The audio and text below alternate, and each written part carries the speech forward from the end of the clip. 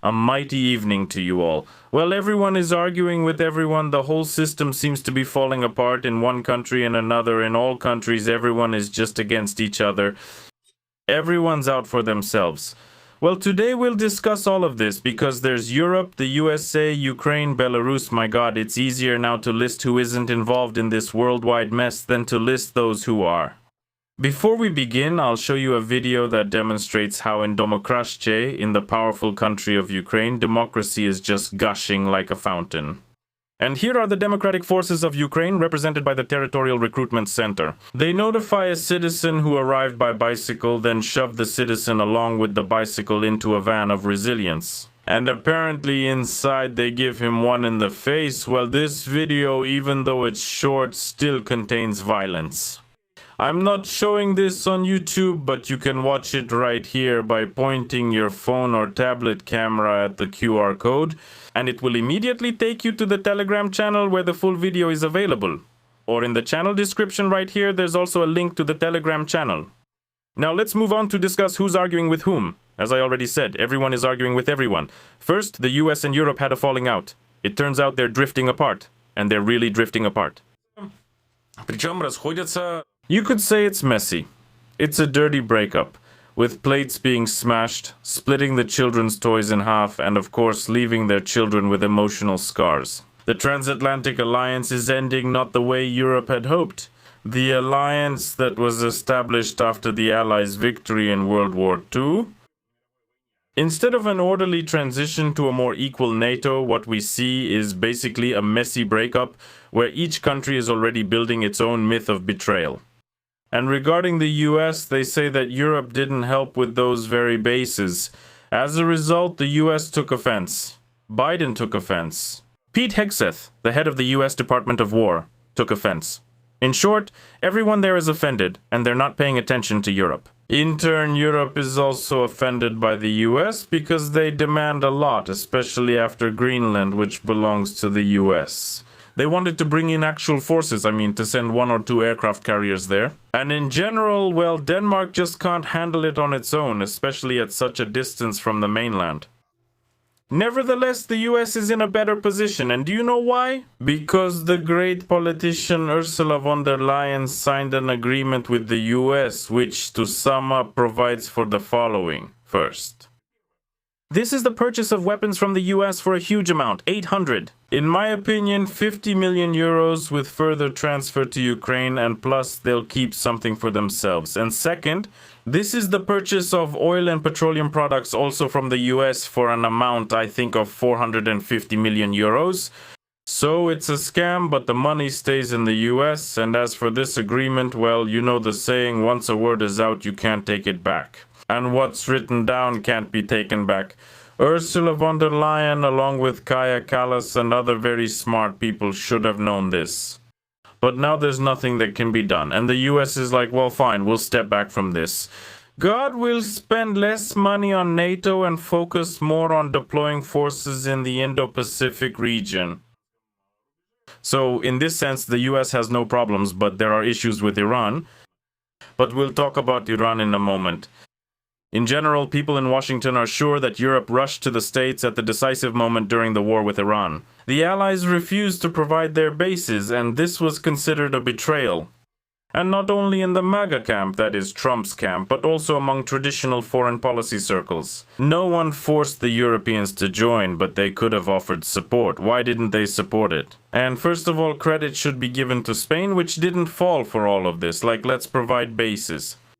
And let's send aircraft carriers now. Spain was the first to refuse to support the US, and then some other countries followed their example.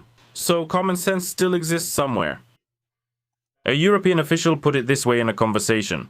A war with Iran is a black hole that swallows everything, including NATO. From the European side, it's not clear at all why Europe should be involved in this, because Europe has absolutely nothing to do with this Iranian conflict.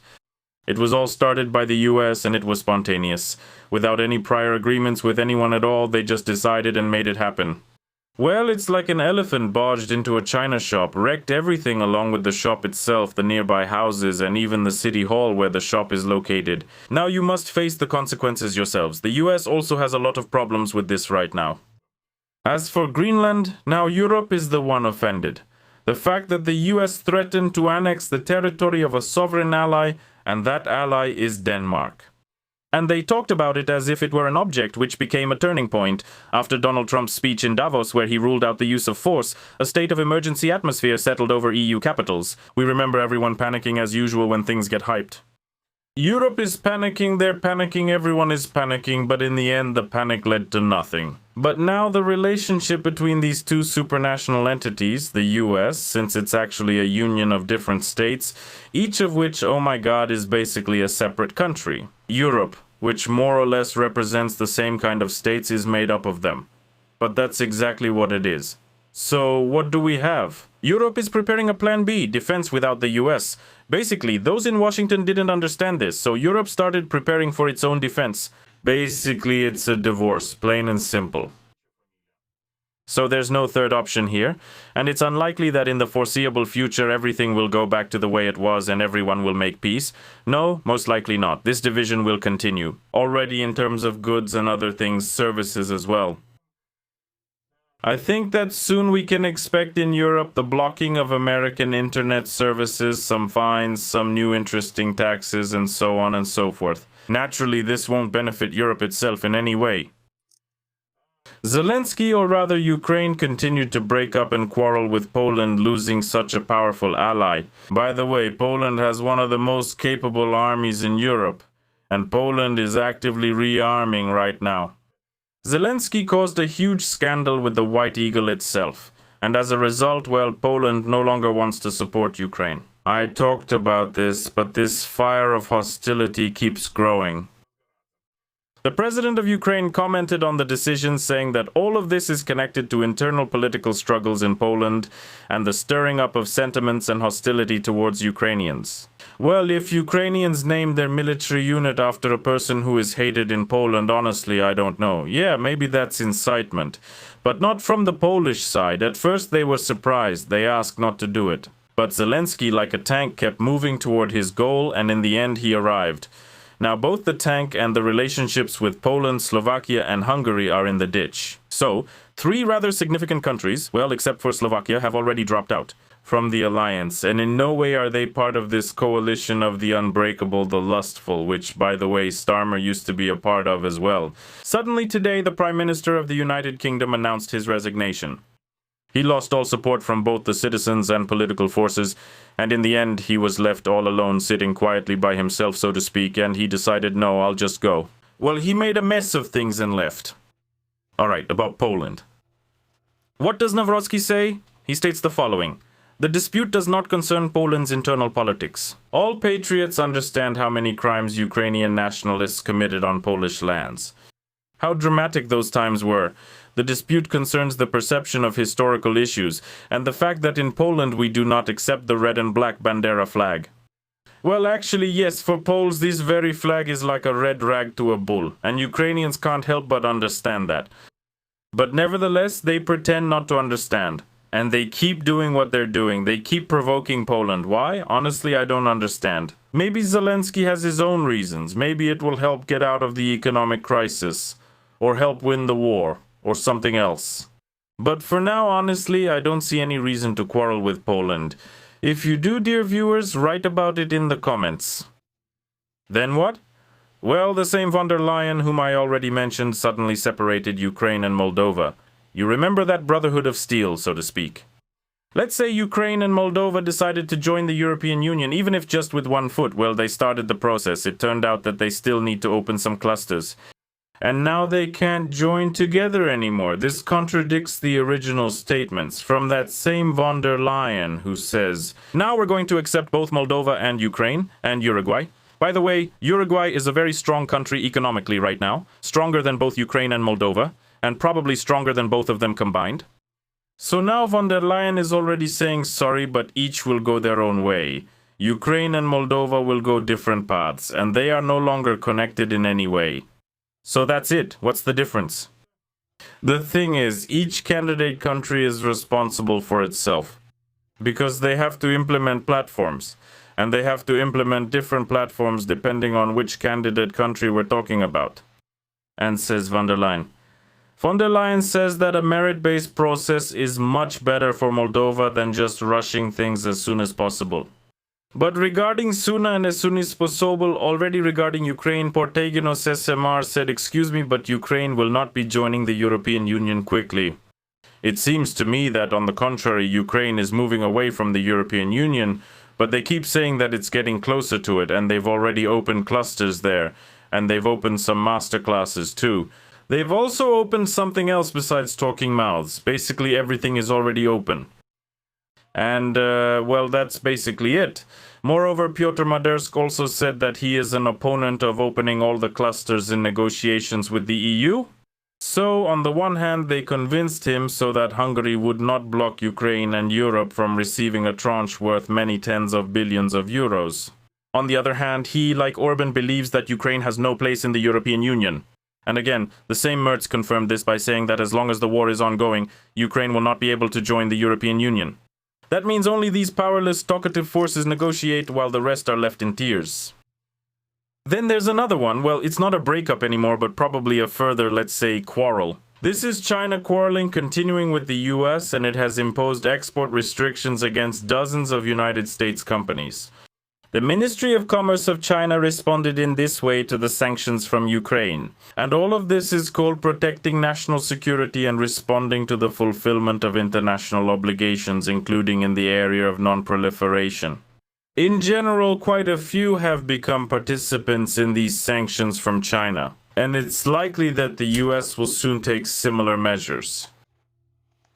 Next, Zelensky continues to quarrel with Belarus. Meanwhile, Lukashenko is acting quietly and peacefully everywhere. And Zelensky every day tells and points out what Lukashenko should do. It's quite strange. Again, remembering his words that no country can tell another what to do. And right after that, literally just a couple of weeks after those loud statements, he says that Belarus, first of all, should move its radar installations away from the border with Ukraine. Secondly, not to participate in helping Russia, including with fuel. According to Zelensky, Belarus cannot supply fuel. Moreover, earlier he said that if Belarus does not remove that radar equipment within a week, then Ukraine will remove it. Now he says that if they help with fuel, Ukraine will also take some measures. What measures? Well, war, naturally. But what other measures can even be considered here? Here's the direct quote. If Belarus does not stop supplying fuel to the Russian military, then Kiev will first take public steps and then other measures, Zelensky warned during the telethon. But this is already very much in Sanish's favor and everything else. According to Zelensky, Belarus must stop supplying fuel to the Russian army. Otherwise, Ukraine will take action. On top of that, he also participated in a press conference with the president of Honduras in Sri Lanka, Nasrekas Fura, in Kiev. It was an event. In Sri Lanka and Kiev, he stated that the ruler of Belarus, Alexander Lukashenko, has 1 week to remove the drone relays that are directing Russian UAV strikes on Ukrainian cities. Well, that's how things are. So there are real breakups happening here. I mean breakups, not scams, although those too. Specifically the breaking of relationships between everyone. The only thing that is relatively more or less normal right now is the negotiations between the US and Iran. That is, the US is deep in a place that it's not customary to mention in open broadcasts, let's put it that way. But let's just say it's very dark there. But for Iran, things are more or less going well. That's why the negotiations continue. Was it a false rumor that Iran left the negotiations? No. In fact, a preliminary round of negotiations has already taken place, and now the next one is underway, you could say.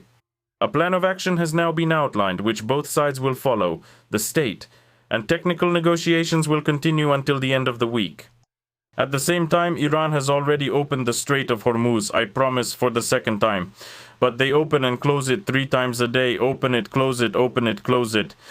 But they stated that they will not charge a fee unless it remains open for 60 days, and the US in turn has allowed Iran to trade oil for 60 days, something that Iran was not allowed to do openly before. But of course they did it secretly. But now it seems like Iran can receive money by selling oil. And finally, probably this is about Crimea. Now Crimea is almost without lighting. I mean with lighting with electricity. But the power comes on according to a schedule. In my opinion, in this whole conflict, it was Crimea that suffered the most from the Russian side because it's really tough there. And in my opinion, again, the people of Crimea are suffering completely undeservedly, well, since about 2014. They cut off their water. I already mentioned this in one of my videos. I was really surprised at how Ukraine plans to win back the people of Crimea if they just went and cut off their water. No matter how well I personally feel about a good person, for example, but if this person suddenly punches me in the face, I will probably have a bad attitude toward him afterward. And even if he apologizes, that won't fix the relationship. You can compare this to Ukraine's attitude toward Crimea, like, okay. Russia annexed, as it's commonly said, Crimea. Like, if I can't have it, then no one can. Like in Taras Bulba, right? Wait, no, that's not from Taras Bulba. If I can't have it, then no one can? That's from, what was it called? Oh, that movie from the 80s, I think, there. Anyway, I forgot. It was the one with Mikhalkovich, the one with Mayakov. I forgot what it was called. There was also a steamboat in it. Okay, never mind. But in that one, that in Crimea, people will obviously have a bad attitude after electricity and water were cut off from Crimea. And in general, they almost cut off the air literally the next day after the annexation of Crimea. It was just unbelievable. It was a total mess.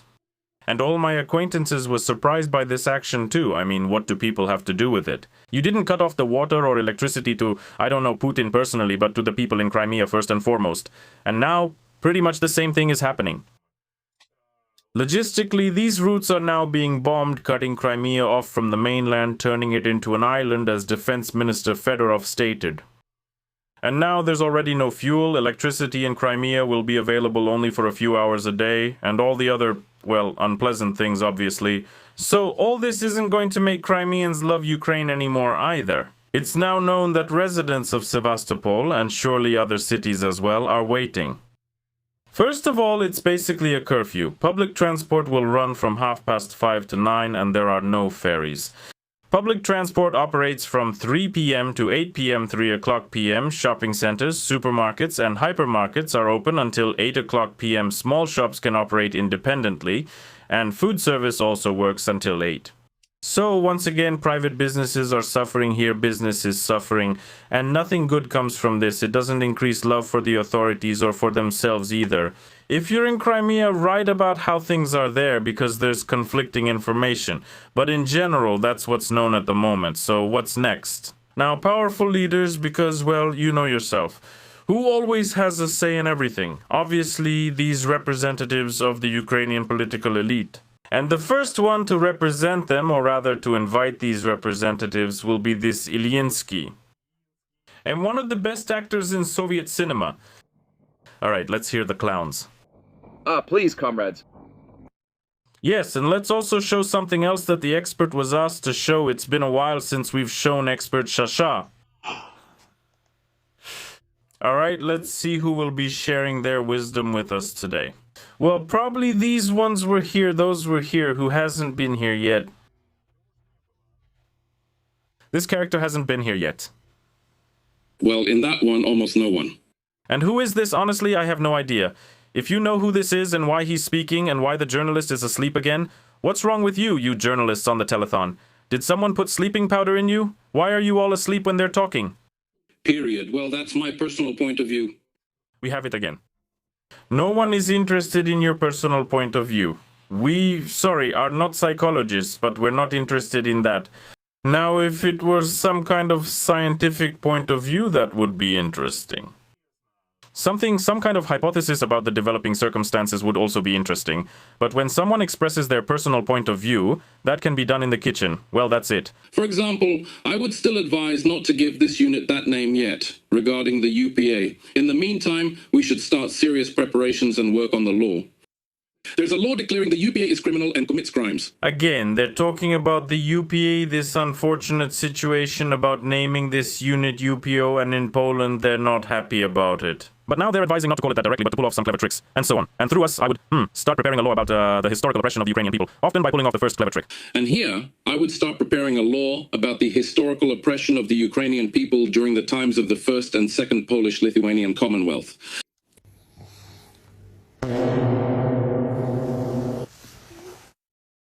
Well, yes, of course, starting such a feud with your closest neighbor and moreover a partner, especially during wartime, is very wise.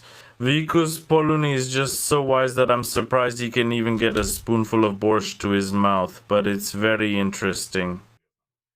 Then what? Well, let's take a look at this character as well. Thank you. As for this one, honestly, I don't know who they are either. They pop up like mushrooms after the rain. Every day there's someone new. Something about Belko, and it seems like they're Ukrainian. And they grow back into the same environment they crawled out of.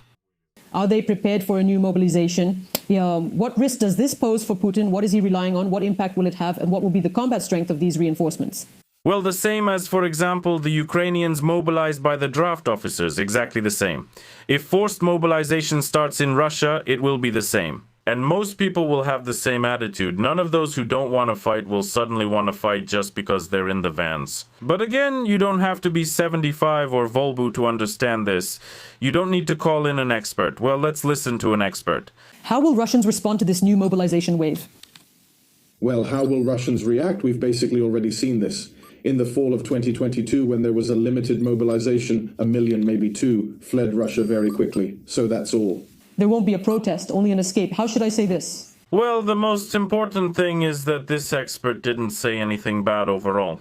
Yeah, really, here's Bolshoi Lars, or whatever that border crossing with Georgia was called, and a few others. Indeed, there were huge amounts, as it's commonly called, of mobilization resources leaving.